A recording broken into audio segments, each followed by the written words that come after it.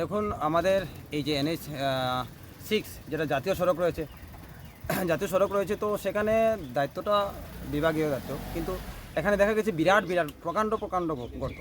বিগত এক বছরে একবারও রিপেয়ারিংয়ের কাজ হয়নি। কেন হয়নি আমরা সবাই জানি, যে বিগত দিনে আমাদের এখানে শাসন কে করছিলেন, কার দৌলতে এগুলো কাজ হচ্ছিল না। তার জন্য এবার আমাদের এখানে জনগণ সবাই নিয়োজিত করেছেন বিজেপি থেকে একজন বিধায়ক, উনি হলেন আমাদের হাইলাকান্দির বিধায়ক ডক্টর মিলন দাস। তো আমাদের এখানে আমরা যে যারা উদ্যোগ নিয়েছি, ব্যক্তিগত আমি বললে ভুল হবে, কারণ আমার সঙ্গে অনেকেই সহযোগিতা করেছেন বিভিন্ন জায়গা থেকে। টাকা পয়সা নেয়নি, কারণ এই জিনিসপত্র দিয়ে সহযোগিতা করেছেন। তো সেজন্য উনি বলেছেন, যদিও আমরা বিভাগীয় কর্তৃপক্ষের কাছে আমরা চিঠি লিখেছি এবং খুব তাড়াতাড়ি কাজ সম্ভব হবে, কিন্তু শুরু হবে। কিন্তু আমরা জানি যে বিভাগীয় কাজ শুরু হতে সামান্য বিলম্ব হয়, সেজন্য আমরা সেখানে আর থেমে থাকিনি। আমরা দেখি এখানে প্রতিনিয়ত দুর্ঘটনা হয়, তো সেই জন্য প্রতিনিয়ত দুর্ঘটনাটাকে আটকানোর জন্য আমরা সাময়িক একটা চেষ্টা, না একেবারেই নয়।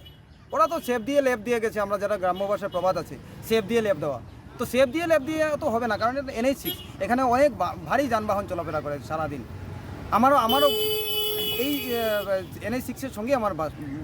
আপনারা যে উদ্যোগটা নিয়েছেন, এটা কতদিনের জন্য উদ্যোগ নিয়েছেন? কেননা এই দেখা গেছে এই রাস্তাটা আমরা আমাদের এলাকার, আমি মোটামুটি এই NH 6-এর এখানে আজকে যেখানে লতাকান্দি বাইপাসের কাজ যেটা শুরু করেছি, আর ওইদিকে ব্লকের সামনে একটা করেছি, মাঝখানে আরও 3টা জায়গা রয়েছে।